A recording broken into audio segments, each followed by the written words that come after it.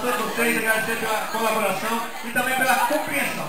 Estamos nessa festa bonita e a gente quer lembrar você que essa festa só termina amanhã à noite com a entrega da premiação de todos que estão participando dessa programação. Quero também agradecer ao Médico que está conosco também, apoiando o Grêmio, apoiando a escola também nesse momento. E a gente quer agradecer também, principalmente a você, aluno, que faz parte do Adalto Bezerra, que está aqui todos os dias procurando alcançar aquele objetivo maior que é o final do ano, receber o resultado positivo, né? Então, a gente vai continuar com a nossa programação. Lembrando que logo após o desfile, teremos futsal, né? O encerramento do nosso interclasse, com o terceiro C da noite, contra o segundo ato da tarde.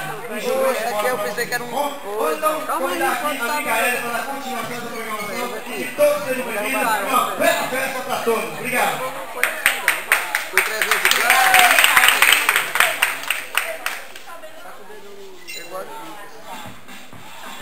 Vem aí, representando o primeiro D, Robélia Feitosa, com 18 anos. Olha aí,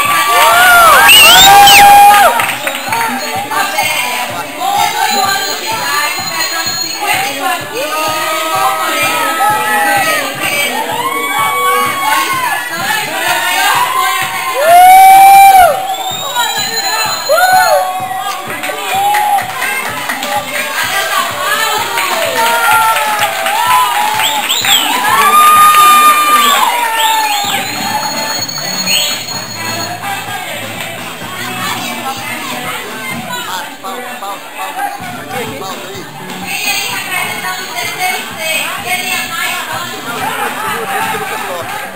Bota lá na cima.